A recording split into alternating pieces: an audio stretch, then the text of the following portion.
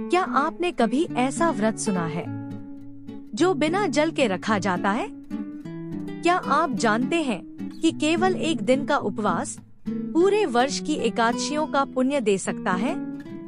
यह है निर्जला एकादशी। एक तपस्या, एक संकल्प और एक विश्वास की पराकाष्ठा। आज की इस पावन कथा में जानिए क्यों महाबली भीमसेन ने किया यह कठिन व्रत और कैसे यह बन गया सभी व्रतों का राजा। निर्जला एकादशी सभी एकादशियों में सबसे अधिक पुण्यदायी मानी जाती है। इसे भीमसेनी एकादशी भी कहा जाता है क्योंकि महाभारत के भीम ने इसे किया था। इस दिन बिना जल ग्रहण किए उपवास रखने से वर्षभर की सभी एकादशियों के बराबर फल प्राप्त होता है। निर्जला एकादशी व्रत कथा महाभारत काल की बात है। पांडवों की माता कुंती और द्रौपदी हर एकादशी को विधिपूर्वक व्रत करती थी। श्री कृष्ण द्वारा बताए अनुसार धर्मराज युधिष्ठिर, अर्जुन, नकुल और सहदेव भी एकादशी व्रत का पालन करते थे। लेकिन बलशाली भीमसेन को भूख सहन नहीं होती थी, अतः वह व्रत नहीं कर पाते थे। भीमसेन को इस बात की चिंता होने लगी कि यदि मैं एकादशी व्रत नहीं कर रहा हूँ, तो धर्म का उल्लंघन हो रहा है और मुझे उसका फल नहीं मिलेगा। वे व्याकुल होकर श्री व्यास जी के पास पहुँचे और अपनी समस्या बताई। उन्होंने कहा, गुरुवर, मुझे अत्यधिक भूख लगती है, इसलिए मैं मास में 2 बार एकादशी का व्रत नहीं कर सकता।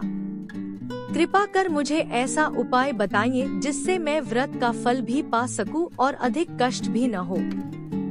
व्यास जी बोले, हे भीम, यदि तुम ज्येष्ठ मास की शुक्ल पक्ष की एकादशी को बिना जल ग्रहण किए व्रत करोगे, तो तुम्हें पूरे वर्ष की सभी एकादशियों का पुण्य फल प्राप्त होगा। भीमसेन ने व्यास जी की आज्ञा अनुसार इस व्रत को किया और उसे ही निर्जला एकादशी कहा गया। व्रत की विधि। एक व्रती को दशमी की रात्रि से सात्विक भोजन करना चाहिए और रात्रि जागरण करना चाहिए। 2 एकादशी के दिन सूर्योदय से पूर्व स्नान करके व्रत का संकल्प लें। 3 पूरे दिन न जल न अन्न ग्रहण करें। निर्जल व्रत। 4 भगवान विष्णु की पूजा, व्रत कथा और विष्णु सहस्रनाम का पाठ करें। 5 रात्रि को जागरण करें और द्वादशी के दिन दान दक्षिणा देकर व्रत का पारण करें। व्रत का फल। यह व्रत सभी पापों को नष्ट करता है। स्वर्ग लोक की प्राप्ति होती है। यह व्रत पुण्य, स्वास्थ्य, बल और वैकुंठ धाम की प्राप्ति कराने वाला माना गया है। और इस प्रकार निर्जला एकादशी का यह महान व्रत पूर्ण होता है उपवास, ध्यान, भक्ति और संकल्प के साथ। द्वादशी के दिन प्रभु विष्णु का स्मरण करते हुए व्रत का पारण किया जाता है, दान, पूजा और भक्ति के साथ। कहते हैं, जिसने श्रद्धा से यह व्रत किया, उसके समस्त पाप नष्ट हो जाते हैं और वह विष्णु लोक को प्राप्त करता है।